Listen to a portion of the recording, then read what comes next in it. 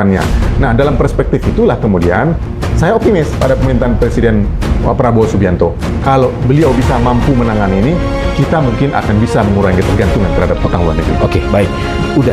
Tadi praktek transfer pricing dan under invoicing itu nilainya mencapai 11.000 triliun rupiah. Ya.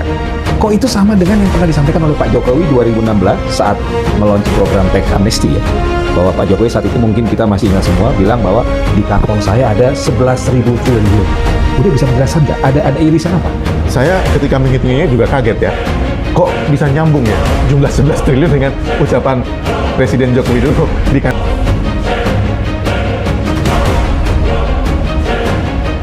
Alhamdulillah kita bersua kembali dan episode kali ini kami akan menghadirkan perbincangan terkait warisan utang rezim Jokowi yang jumlahnya lebih dari 9.000 triliun rupiah.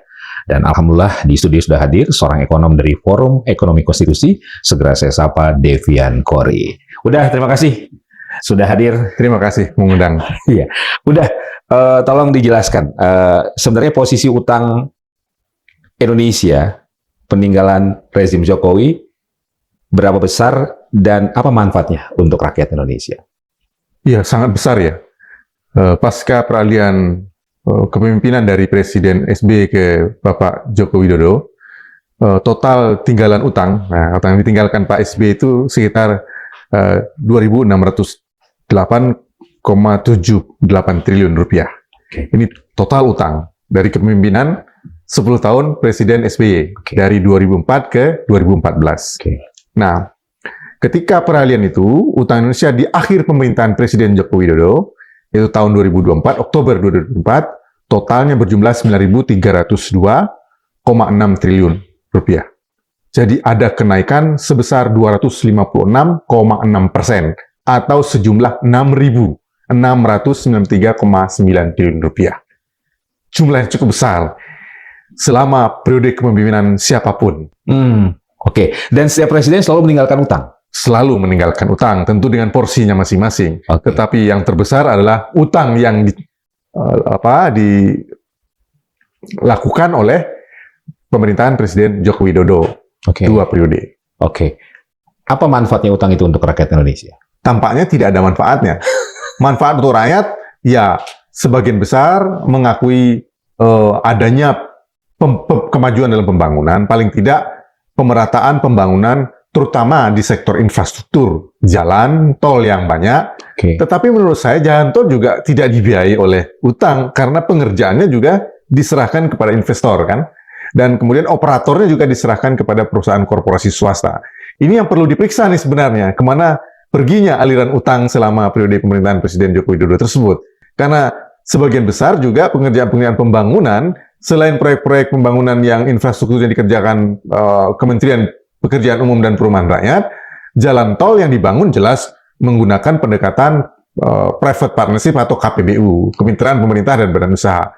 Tetapi pembangunan yang berkaitan dengan misalnya irigasi, bendungan, mungkin menggunakan utang tersebut. Nah, tetapi seberapa besar porsinya itu yang harus kita selidiki. Tetapi overall, dalam konteks ketergantungan utang ini, sebenarnya kan 80% itu dari APBN itu kan sudah terserap untuk belanja pegawai, 70-80%. Jadi kalau anggaran APBN itu struktur anggaran pembangunan, anggaran pendapatan dan belanja negara itu total posturnya rata-rata selalu 3.000, artinya 80% dari 3.000 itu sekitar 2.400 sudah untuk membiayai atau membelanjai pegawai negeri, baik pusat maupun daerah.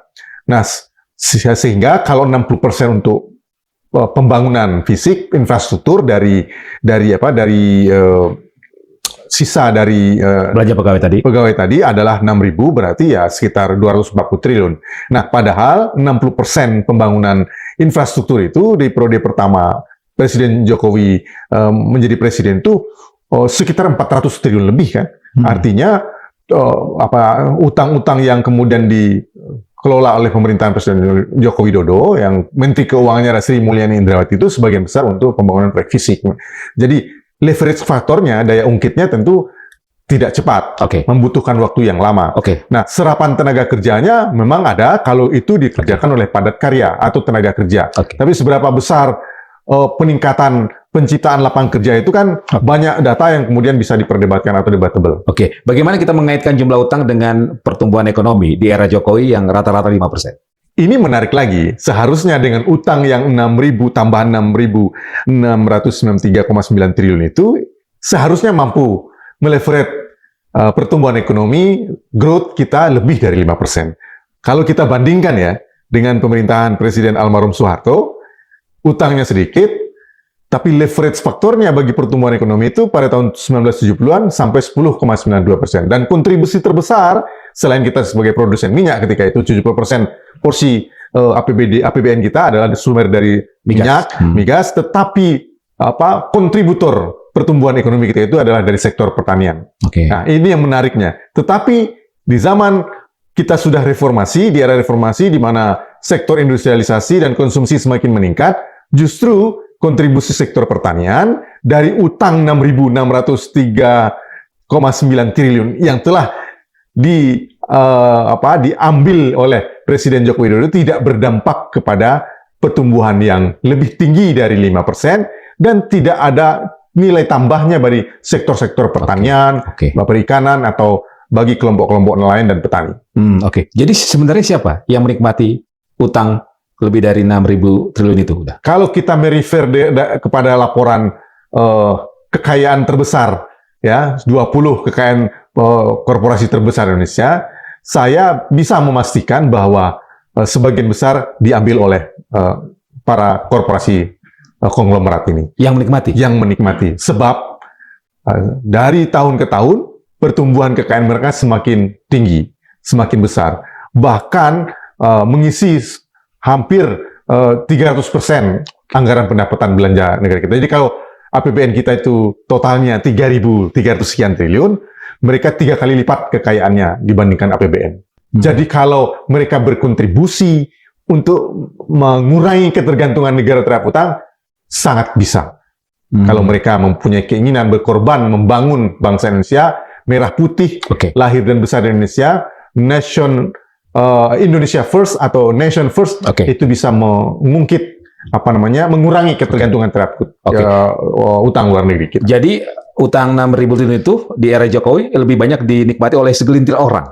Ya, faktanya begitu. Karena pendapatan masyarakat tidak ada yang berubah, tidak ada perkembangan terhadap perubahan pendapatan masyarakat. Walaupun secara make up kita diklaim sebagai negara maju, masuk dalam kelompok G20. G20 dan kemudian ikut terlibat dalam OPEC, tapi faktanya di lapangan justru pengangguran dan kemiskinan stagnan. Walaupun perubahannya ada perubahan misalnya pengurangan, tidak signifikan terhadap kontribusi utang terhadap pengurangan kemiskinan dan pengangguran. Bagaimana dengan tingkat kebocoran dari nilai utang 6.000 triliun itu? Ya, ini juga yang menjadi catatan kita ya. Kebocoran ini memang sebenarnya entah kebiasaan, entah sudah culture, entah sudah semacam fatsun di dalam pengolahan keuangan negara kita, ini harus menuntut komitmen kita bersama. Kalau dulu begawan ekonomi almarhum Profesor Sumitro Djosodikusumo, bapaknya presiden kita, almarhum Sumitro, itu mengatakan 30% kebocoran anggaran pembangunan. Ya, di zaman kemudian Bappenas sebagai think tank dan sebagai perencana pembangunan nasional begitu dominan dalam mengambil peran untuk melakukan berbagai penetapan perencanaan pembangunan prioritas dan pilot project. Jadi 30%. Tetapi hasilnya kemudian juga memberikan kontribusi positif terhadap pertumbuhan ekonomi. Sampai kita berhasil mencapai swasembada beras tahun 1985. Jadi ada buktinya, bocor pun 30%, itu masih menciptakan meleverage pertumbuhan ekonomi kita, mengungkit daya beli masyarakat. Bahasanya rakyat masih kebagian. Masih kebagian, para petani kita masih menikmati kesejahteraan, pendapatan mereka juga meningkat, dan PDB kita meningkat, dan pendapatan per kapita itu kan cukup ada peningkatan yang cukup signifikan. Tetapi ketika berbicara hutang yang dikelola oleh pemerintahan Presiden Joko Widodo, itu tidak ada peningkatan pendapatan per kapita. Artinya, selain tidak meleverage pertumbuhan ekonomi dari 5%, walaupun diklaim ya bahwa 5% itu baik dengan dibanding negara-negara maju. Ya otomatis baik karena pertumbuhan negara maju memang sudah stagnan. Ya paling tinggi 2% atau kemudian itu sudah bagus. Tetapi average kalau negara maju itu paling rata-rata 1,5% pertumbuhan ekonominya karena mereka sudah dalam konteks pertumbuhan negara yang mapan, yang maju, yang mature ya. Sementara kita masih punya peluang potensi untuk meningkatkan pertumbuhan ekonomi lebih besar dari 5%. Tapi peluang itu kemudian tidak tercipta. Sehingga apa? Menurut catatan saya mungkin bocornya 2 kali lipat dari 30%. Nah, jadi 60%. Kemungkinan besar karena ketika logika kita menyandarkan pada benchmarknya ya, membandingkan benchmark dengan pemerintahan Presiden almarhum Soeharto atau Orde Baru yang 30%, ya itu bisa meleverage 10,9% atau rata-rata 6%.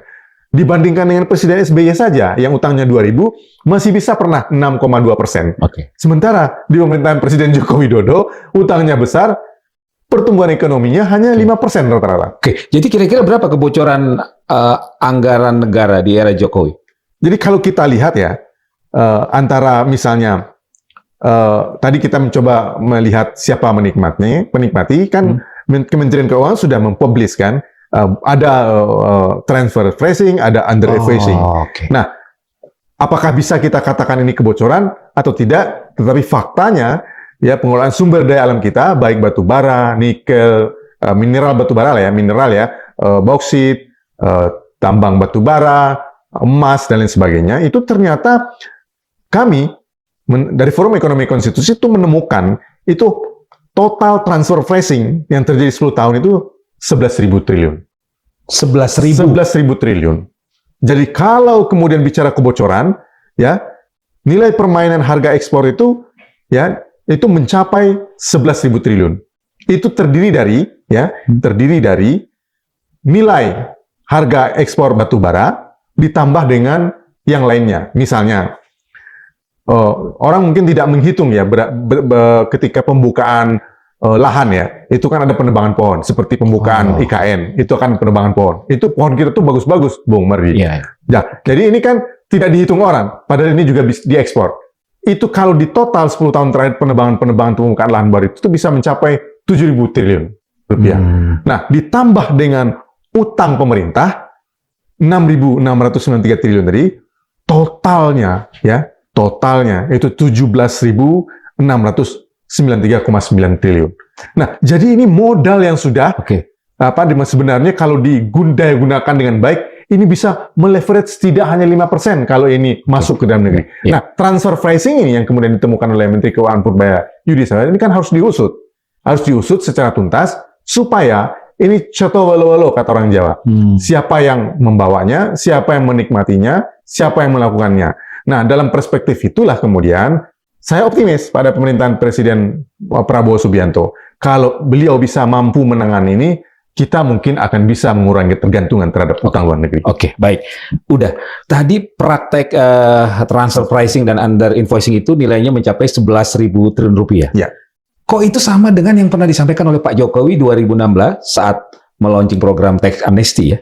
Bahwa Pak Jokowi saat itu mungkin kita masih ingat semua bilang bahwa di kantong saya ada 11.000 triliun. Udah bisa menjelaskan nggak? Ada irisan apa? Saya ketika menghitungnya juga kaget ya. Kok bisa nyambung ya jumlah 11 triliun dengan ucapan Presiden Joko Widodo di kantong saya 11 triliun. 11.000 triliun, maaf, 11.000 triliun. Nah, ini saya kaget ketika itu. Di kantong saya ada 11.000 triliun. Tenang saja. Artinya memang kita sudah siap membangun ya. Tetapi kok terakhir kali kita lihat kok utangnya jadi nambah. Ya kan? Kalau 11.000 triliun ada di kantong Pak Presiden Joko Widodo, waktu menjabat, tentu 6.693,9 triliun ini tidak akan masuk ke utang kita kan? Nah, kenapa kok ada tambahan utang kalau di kantong ada 11.000 triliun gitu? Nah, ini yang kemudian question mark bagi kita. Apakah kemudian motifnya 11 triliun itu mengantongi atau untuk memberikan dana itu bagi pembangunan bangsa dan negara? Ini kan teringat juga kemudian ada percakapan almarhum Rizal Ramli dengan beliau yang kemudian bertanya kepada Bang RR, ekonom senior kita almarhum Rizal Ramli. Entah benar atau tidaknya, tapi video itu beredar atau percakapan itu redaksinya beredar di berbagai media antara Pak Jokowi dengan Bang Rizal Ramli. Mas, bagaimana caranya supaya bisa kaya jadi presiden? Nah, Itu yang Ini- disampaikan Pak Jokowi. Itu yang Pertanyaan. pengakuannya almarhum Rizal Ramli. Benar tidaknya tentu kita tidak tahu ya, tetapi itu sudah tersebar di ruang publik. Oke. Nah, saya jadi berpikir, apakah kepemimpinan nasional kita ini memang diperuntukkan atau bertujuan untuk mencari kekayaan pribadi, orientasinya?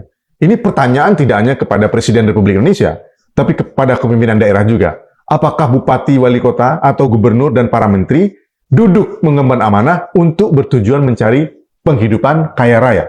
Nah, ini kan harus kita pertanyakan. Karena apa?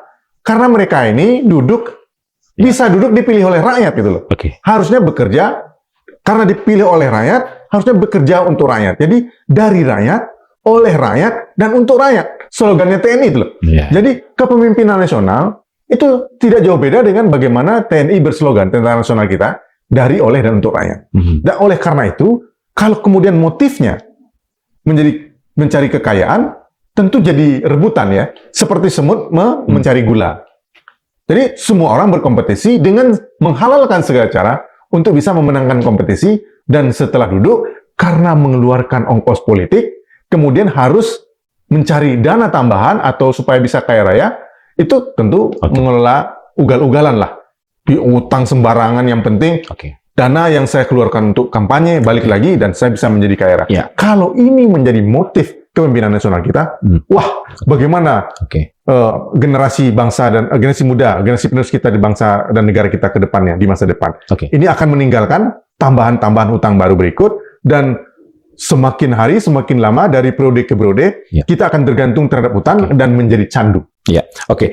Apakah memang di era Jokowi ada situasi yang membuat para pengusaha atau para pemain di sektor tambang itu merasa nyaman sehingga terjadi praktek transfer pricing dan under invoicing itu? Jadi gini, Bung Marzi, pasca reformasi, hampir seluruh undang-undang sektoral itu liberal dan bahkan super liberal, memberikan keleluasaan kepada korporasi swasta untuk mengeruk sumber daya alam kita. Padahal pasal 33 Undang-Undang Dasar 1945 sudah menetapkan bahwa cabang-cabang produksi yang penting dan yang menguasai hajat hidup orang banyak dikuasai oleh negara. Tetapi negara dalam hal ini diwakili oleh pemerintah melalui undang-undang. Ini dari hulu persoalannya. Jadi hulu ini adalah bagian dari tanggung jawab pembentuk undang-undang, yaitu Dewan Perwakilan Rakyat Republik Indonesia yang ada di Senayan. Nah, mestinya kalau berkomitmen terhadap konstitusi, konsisten terhadap pelaksanaan ideologi Pancasila, undang-undangnya harusnya tidak diproduksi. Karena bertentangan dengan Pancasila dan Undang-Undang Dasar 45. Utamanya pasal 33 ayat 2 dan 3. Ayat 3-nya adalah bumi dan air dan kekayaan alam yang terkandung di dalamnya dikuasai oleh negara dan dipergunakan sebesar-besar untuk kemakmuran rakyat. Faktanya, tambang batu bara, tambang nikel, tambang emas, tambang boksit, dan tambang-tambang lainnya, termasuk juga pengelolaan perkebunan sawit, seluruhnya didominasi oleh perusahaan-perusahaan swasta. Korporasi swasta. Kita tahulah nama-namanya yang banyak itu kan. Yang terbesar itu, ya, baik itu yang menghasilkan mie instan, minyak goreng, itu dikuasai. Padahal perintah konstitusi itu adalah hak kuasa negara. Dan mandat konstitusi seharusnya diberikan kepada badan usaha milik negara. Migas pun begitu. Undang-Undang Migas tahun 2001 memberikan mengamputasi hak mandat konstitusinya Pertamina dan diserahkan sebagian besar ke kantor-kantor kontraktor swasta untuk mengeksplorasi tambang minyak kita. Jadi kontribusi terbesar dari minyak, kontribusi terbesar dari batu bara, inilah ketemu relevansinya dengan 11.000 triliun tadi, tidak masuk ke kas negara kita. Karena praktek yang dijalankan menyimpang dari konstitusi pasal 33 Undang-Undang Dasar 45, dan yang mengelola hak pengelolaan itu diberikan kepada swasta. Padahal Bung Marji tahu kan, perusahaan terbatas atau korporasi swasta itu apalah mencari untung. Dan untung tidak dibagikan ke rakyat. Untung adalah bagi pemegang saham. Dan pemegang saham adalah para taipan pemegang saham terbesarnya. Pemilik perusahaan-perusahaan tambang, pemilik perusahaan-perusahaan sawit, dan pemilik perusahaan-perusahaan makanan. Dan mereka selalu masuk dalam 10 besar orang terkaya 20 besar orang terkaya Indonesia dan dunia. Oke. Jadi itu faktanya ya. Oke. Jadi kemana itu arah SDA kita? Ya ke mereka. Oke. Menurut Uda, itu semakin menjadi-jadi di era Jokowi. Semakin menjadi-jadi. Tidak hanya era Jokowi sebenarnya. Pasca reformasi. Cuman semakin besar ya. Tidak hanya tidak hanya pengelolaan SDA kita yang menjadi-jadi, tetapi pengelolaan utang pun kemudian tidak digunakan sebesar-besarnya bagi pembangunan nasional. Tidak digunakan sebesar-besarnya kepentingan rakyat banyak gitu loh. Kenapa? Karena pembangunan infrastruktur, pembangunan jalan tol, pembangunan lapangan terbang, pembangunan pelabuhan, itu juga yang mengerjakan pihak korporasi swasta. Belum lagi proyek-proyek pembangunan yang selama ini dikerjakan di Kementerian PU oleh misalnya pengusaha-pengusaha menengah ke bawah, itu dikerjakan juga oleh perusahaan-perusahaan besar. Oke, baik. Tapi kalau kita flashback ke belakang, kan Pak Jokowi punya nawacita. Itu berarti jauh dari harapan itu. Dengan praktek yang terjadi. Pada awalnya kan ada slogan kalau di kampanyenya Presiden Obama di United States of America itu kan hope ya, a hope gitu kan. Sama ini orang melihat paduan ya. Obama kan kurus ya, tinggi ya. Wah ini tampilannya juga sederhana, sama perawakannya kan.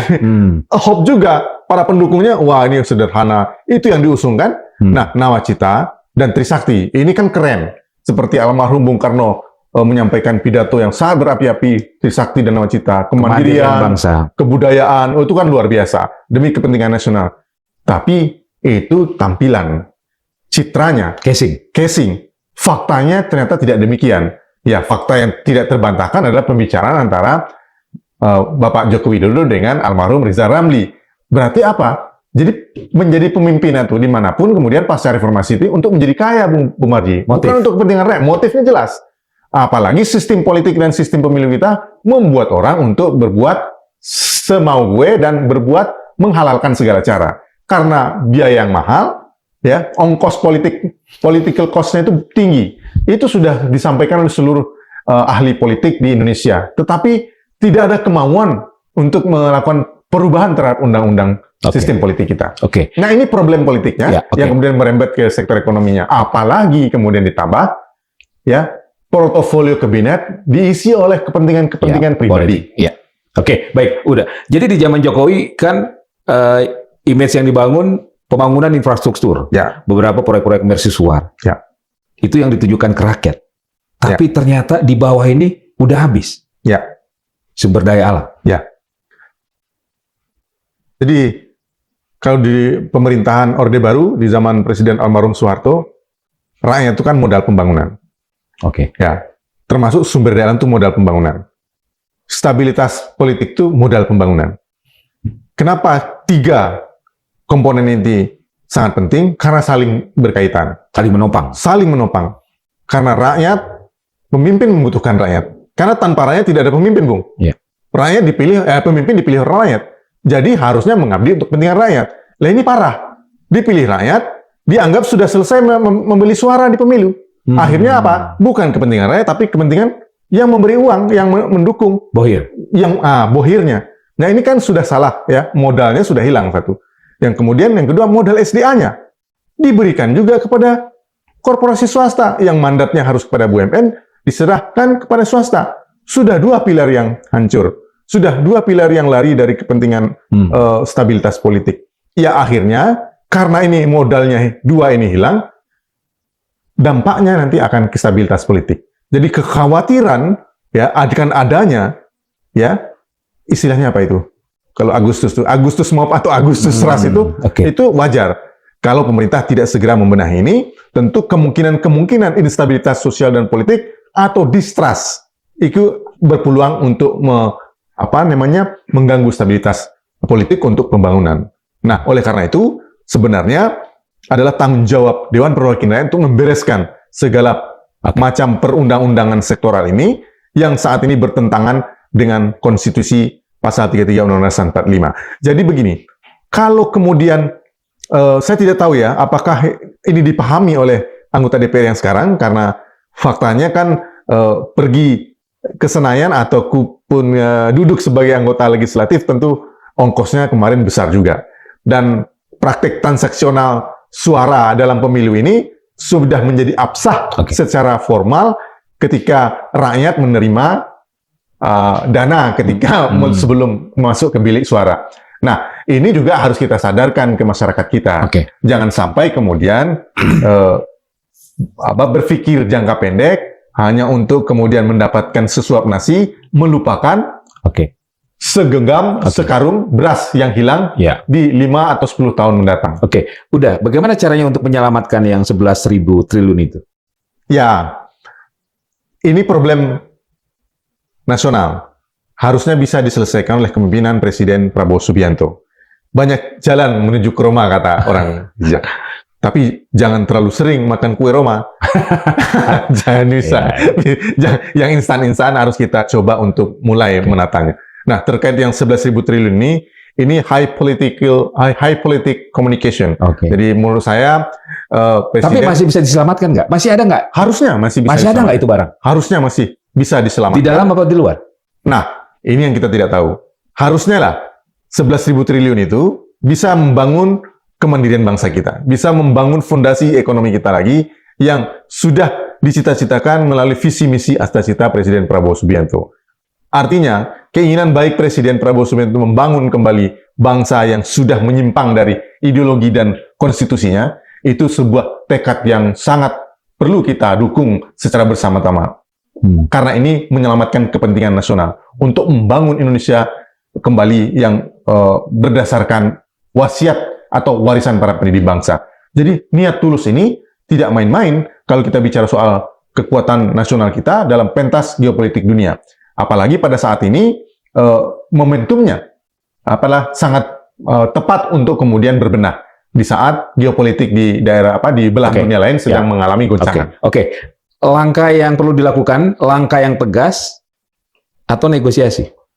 Langkah-langkah untuk melakukan perbaikan bangsa, kalau Presiden sebagai simbol kepemimpinan nasional kita harus ditaati, harus dipatuhi, dan harus bisa bersinergi membangun kekuatan bangsa. Tentu Presiden akan melakukan langkah-langkah yang pertama persuasif, komunikatif, negosiatif, dan kemudian kolaboratif. Ini langkah yang sangat baik untuk dilakukan terkait dengan 11.000 triliun atau kejahatan transfer pricing dan underfishing selama 10 tahun lebih dilakukan oleh para korporasi. Pak Prabowo udah tahu? Pasti sudah tahu. Kelompok mana saja? Kelompok mana itu sudah tahu. Individu mana saja? Ya, dan saya menyayangkan kalau hanya sekedar Patriot Bond yang 10 triliun itu seupil lah.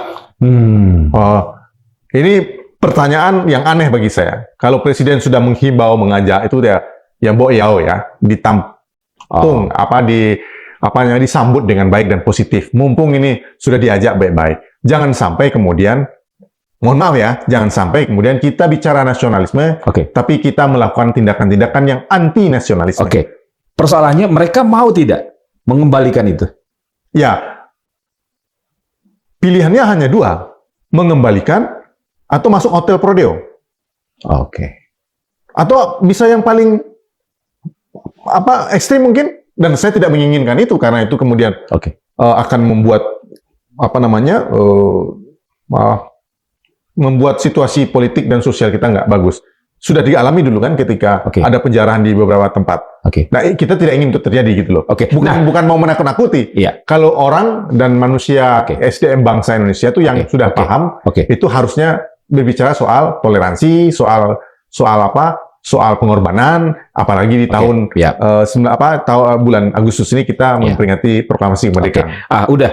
Apakah yang menikmati 11.000 triliun rupiah itu dari praktek transfer pricing dan undervoicing adalah mereka-mereka yang selama ini menguasai ekonomi kita? Ya, jadi 1-2% ya produk domestik bruto kita itu memang mengalami peningkatan. Tetapi siapa yang menikmati kue PDB itu tidak pernah beralih, tidak pernah menetes.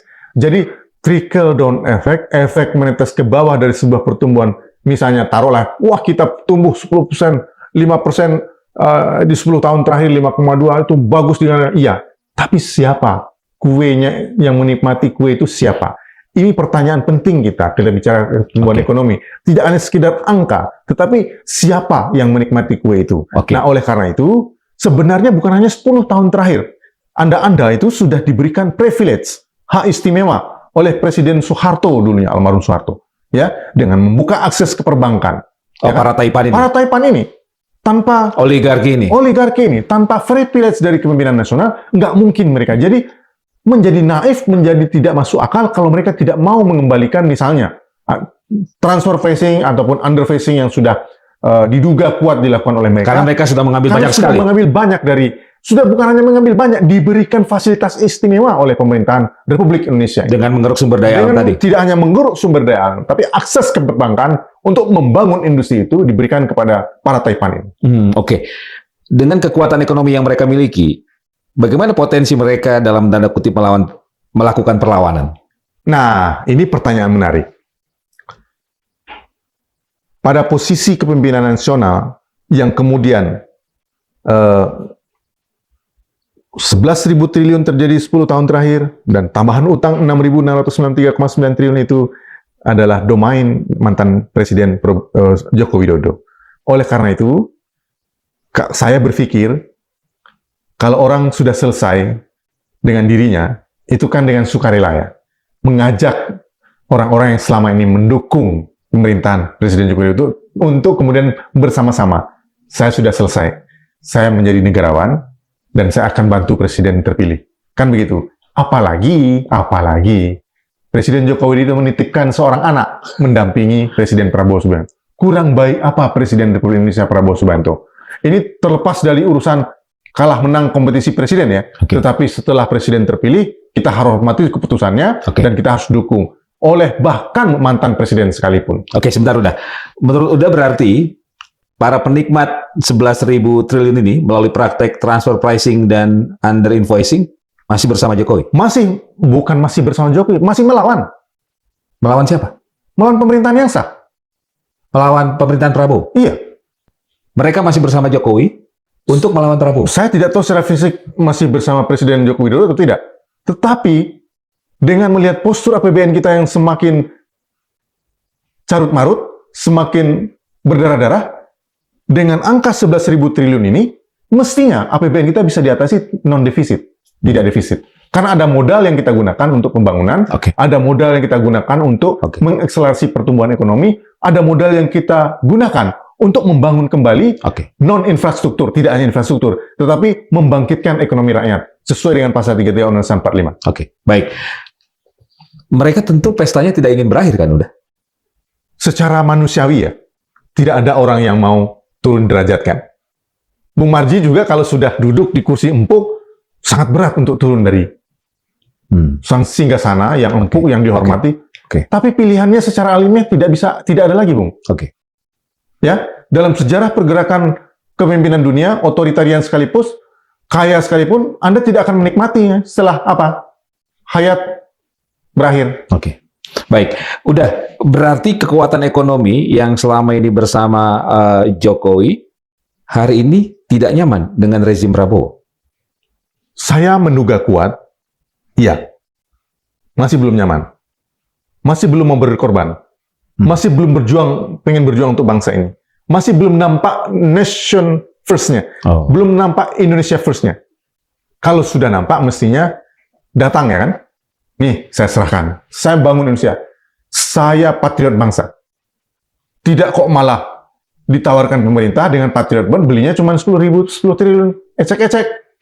Harusnya 11.000 triliun ini bisa diselesaikan di meja sambil makan bersama. Dan ketika mereka berkorban, tidak membuat mereka miskin juga? Tidak berkorban, berapa sih kekayaan mereka? Ribuan triliun. Tidak akan habis. 7 turunan? 7 turunan. Ya, begini. Kalau kita membenchmark dulu ya, negara yang sangat liberalis dan kapitalis seperti United States of America, banyak perusahaan korporasi yang sudah mulai melakukan transformasi mengikuti pola koperasi, walaupun tidak utuh, pola pasal 33 Undang-Undang 45. Sudah banyak. Bahkan di negara Skandinavia yang maju itu, yang kemudian di benchmark, dibanding-bandingkan, ini negara tidak beragama tapi tertib. Lah, Anda sebagai warga negara Indonesia yang mendapat privilege harusnya juga membantu dong ke arah sana, supaya Indonesia juga bisa seperti negara-negara Skandinavia, berpendapatan tinggi. Ya, Anda yang harus membagi kan gitu. Kenapa di sana bisa tertata baik dan pendapatannya tidak timpang? karena peran-peran korporasinya dan koperasi sebagai sokok guru perekonomian Indonesia. Lah masa di sini pasal 33 ada di konstitusi, prakteknya di Skandinavia, tapi di sini tidak ada, tidak berjalan gitu kan, lucu jadinya. Aneh kan? Bahkan ada yang bilang kita lebih liberal dari negara liberal. Super liberal, neoliberal, Oke, bahkan baik. negara pun tanpa daya di hadapan mereka. Ini harus hati-hati loh. Anda bicara soal ketimpangan ekonomi ini, kita tidak bicara soal hanya perbedaan angka-angka, tapi bicara soal di mana Anda berada, di mana Anda lahir dan dibesarkan, dan di mana Anda harus peruntukkan dana yang sudah Anda cari di Indonesia. Oke, baik. Udah, sebagai ekonom, udah melihat perlawanan seperti apa, dalam tanda kutip ya, perlawanan yang bisa dilakukan oleh kekuatan ekonomi yang selama ini membersamai Jokowi terhadap rezim Prabowo. Jadi ini kan, kalau betul-betul ini sebuah kejahatan ekonomi, underpricing dan transfer pricing dan underfusing, mestinya pihak aparat hukum harusnya bekerja. Nggak, maksud saya perlawanan ekonomi seperti apa yang bisa dilakukan untuk mengganggu pemerintahan Pak Prabowo ini secara ekonomi? Secara ekonomi tentu akan membawa kabur dana itu. Tidak menempatkannya di dana-dana pembangunan Indonesia. Nah, inilah yang membuat pasar bursa dan nilai kurs valuta asing antara rupiah dan dolar selalu bergejolak. Itu perlawanannya. Yang sangat kemudian money oriented dan seperti permainan judi. Bandarnya yang menguasai. Jadi saya melihat keanehan indeks harga saham gabungan dan nilai kurs valuta ini. Karena persoalannya adalah demand dan supply. Ketika Bung Marji punya dana besar, Bung Marji bisa ambil saham banyak di sana. Ketika nampak nilainya baik, dilepas. Dan tarik ulur tahun itu tergantung dengan siapa penguasa, kalau dalam konteks komoditas barang fisik, siapa distributor terbesarnya. Itu yang melakukan permainan. Begitu juga dengan nilai kurs. Perbedaan nilai tukar rupiah terhadap dolar adalah siapa yang membeli dolar paling banyak. Tentu yang memiliki uang paling besar kan. Tidak mungkin rakyat kecil memborong dolar. Nah, oleh karena itu, apa yang harus kita minta terhadap bangunan kemandirian atau asta cita presiden yang sudah bagus ini adalah mari membangun Indonesia dari hasil privilege yang sudah diberikan. Mari kita bersama-sama membangun Indonesia. Jangan sampai ketimpangan ekonomi menciptakan instabilitas politik. Karena itu bisa saja terjadi. Dengan kekuatan ekonomi yang dimiliki oleh mereka, sejauh mana peluang mereka bisa menjatuhkan presiden? Sangat besar peluangnya. Sehingga apa? Konteks Londo Ireng ini menjadi relevan. Mewujud relevansinya kan. Jadi Presiden Prabowo Subianto saya kira tidak bercanda dalam perspektif menyebutkan Londo Ireng itu. Memang ada pihak-pihak di dalam negeri ini yang bertindak seperti penjajah. Itu yang saya sebutkan tadi. Anda mengeruk kekayaan alam Indonesia, tapi Anda larikan uangnya di luar negeri. Ini apa namanya? Bukan Londo Ireng namanya. Begitu kan Belanda dulu mengkolonisasi Indonesia. Begitu kan VOC dulu menjarah sumber daya alam menjadi monopoli di Indonesia. Bukankah itu fakta Londo Ireng? Ya, kalau Belanda jelas kan, dari orang asing. Lah Londo Irengnya lahir dan besar di Indonesia, diberikan privilege oleh pemerintahan, sekarang mau melawan pemerintahan yang sah hanya karena preferensi politik berbeda. Ini yang harus kita. Tidak bisa Anda kemudian seenaknya saja menjadi warga negara tanpa kemudian menuntut pengabdian dan kewajiban sebagai warga bangsa, sebagai sesama anak bangsa. Inilah inti dari perjuangan kemerdekaan itu. Mandat kepada Presiden Prabowo Subianto sebagai presiden terpilih yang bekerja untuk kepentingan rakyat dan bangsa.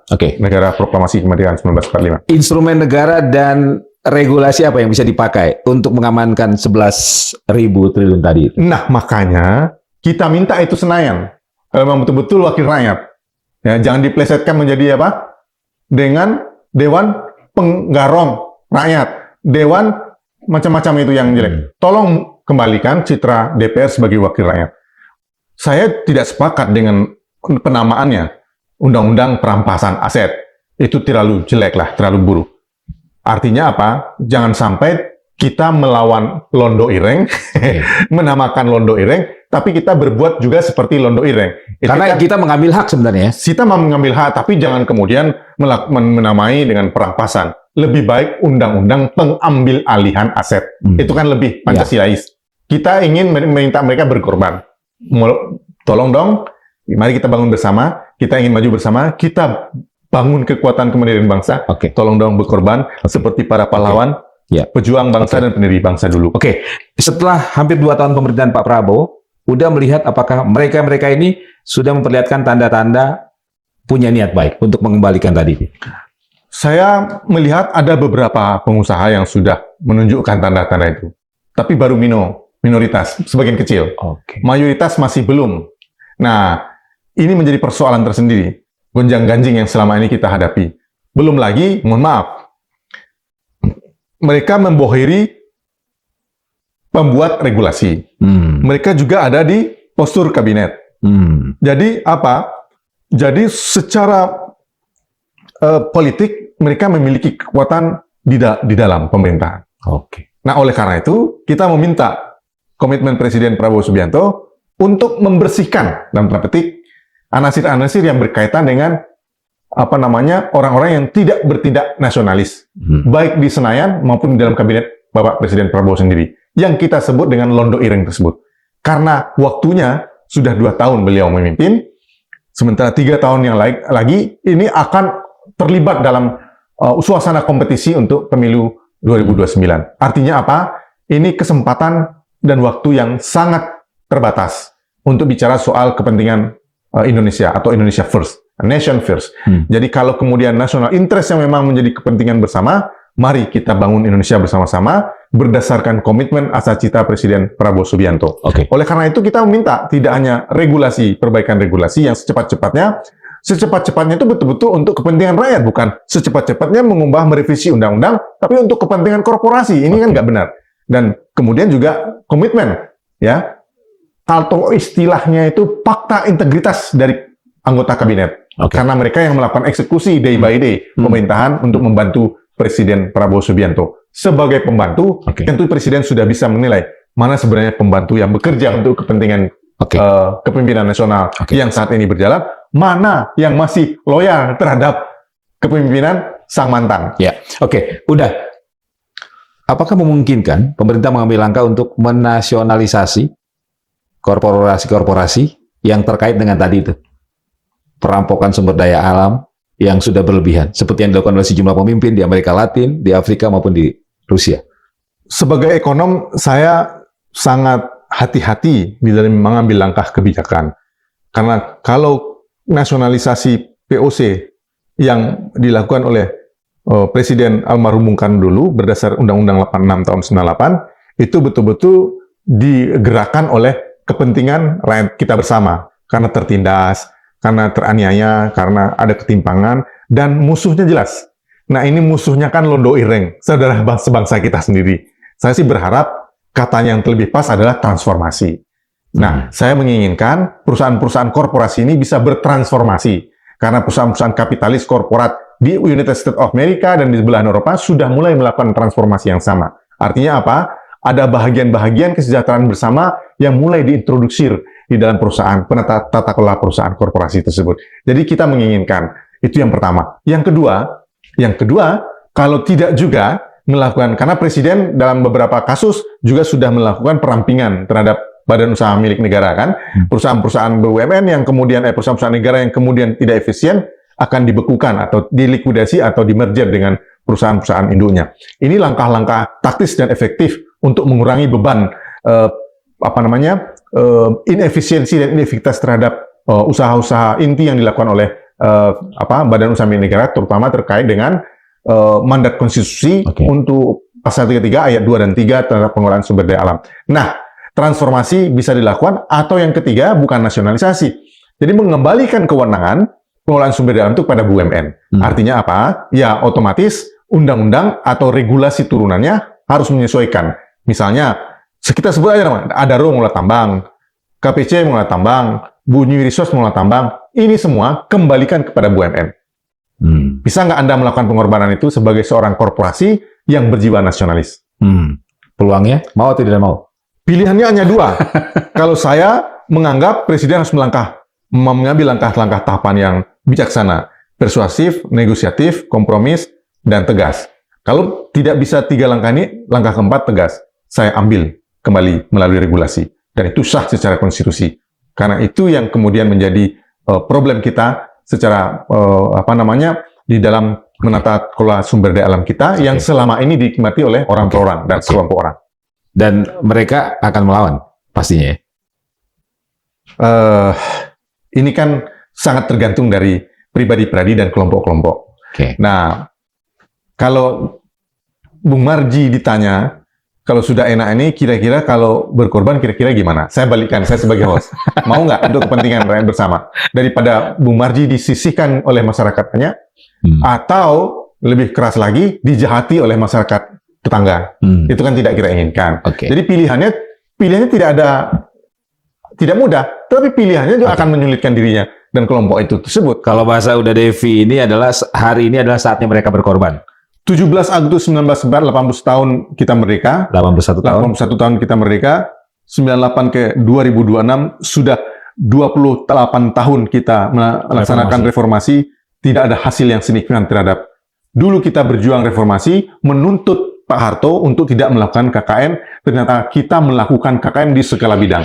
Lebih parah lagi dibandingkan apa yang dilakukan oleh almarhum Pak Harto dulu. Jadi kita bersama-sama harus mengubah kebiasaan, mengubah culture di dalam, baik itu di dalam pemerintahan atau birokrasi, maupun dalam tata kelola bisnis, ekosistem bisnis yang saat ini berlangsung dengan menempatkan posisi ekonomi konstitusi pasal 33 Undang-Undang 45 sebagai bagian tidak terpisah dengan tata kelola perekonomian berbangsa dan bernegara. Sehingga yang berkaitan dengan ayat 2 dan ayat 3 itu betul-betul harus diserahkan pengelolaannya kepada mandat konstitusi, yaitu badan usaha milik negara. Sehingga hasilnya itu tadi, kan kalau perusahaan korporasi kan kalau untung yang Bung Marji punya, saya punya, seberapa besar saham saya di sana, untungnya dividennya dibagi. Tapi kalau kembali ke BUMN, keuntungannya masuk ke kas negara. Inilah modal dalam melaksanakan pembangunan pembiayaan program pembangunan.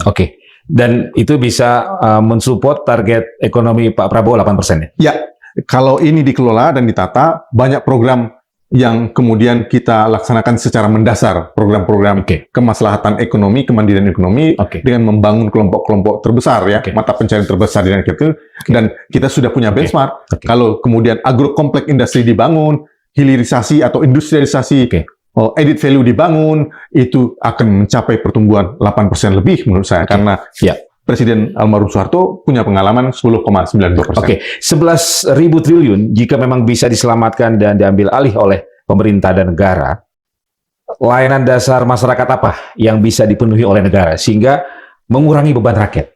Pertama, layanan dasar yang terpenting adalah bagi bangsa ini supaya kuat dan mandiri adalah pendidikan dan kesehatan.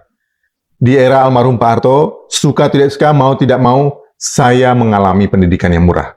Di perguruan tinggi cuma bayar Rp100.000 SPP. Sekarang jutaan, ratusan juta, ya, anak-anak harus sekolah di perguruan tinggi dan di sekolah menengah dasar, sekolah dasar dan menengah. Ini biaya ongkos yang mahal. Bagaimana seorang keluarga yang pas-pasan bisa menyekolahkan anaknya dengan biaya pendidikan yang besar? Nah, 11.000 triliun ini akan bisa melakukan perbaikan terhadap tata kelola pendidikan ini, manajemen pendidikan kita dengan biaya yang lebih murah. Dan itu dilakukan oleh almarhum Pak Harto ketika BUMN masih menguasai sektor sumber daya alam secara penuh. Ini positifnya. Kesehatan. Bung Marji lihat bagaimana susahnya masyarakat kecil kita sehat, pada sehat adalah bahagian modal atau kapital, sosial kapital rakyat, sosial kapital bangsa untuk menjadi bangsa yang kuat. BPJS bisa dioptimalkan. BPJS bisa dioptimalkan. Iurannya mungkin bisa dihilangkan kalau kemudian modal pembangunan dari resource ya, dari pengelolaan tata kelola sumber daya alam kita bisa optimal. Ya. Yang ketiga, kita berharap hakim, ya, guru, dan kemudian polisi dan TNI bisa lebih sejahtera dari keadaannya sekarang ini.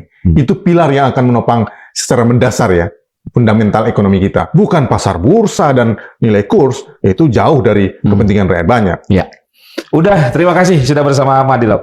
Sobat Madilog, demikian perbincangan kami bersama ekonom dari Forum Ekonomi Konstitusi, Devian Kori, terkait warisan utang rezim Jokowi, dan juga tadi terkait nilai yang cukup fantastis ya dari praktek transfer pricing dan under invoicing yang merugikan negara senilai 11.000 triliun rupiah yang jika bisa diselamatkan maka bisa mensejahterakan rakyat Indonesia. Semoga bermanfaat. Saya Margi Sari pamit. Wassalamualaikum warahmatullahi wabarakatuh. Udah, terima kasih.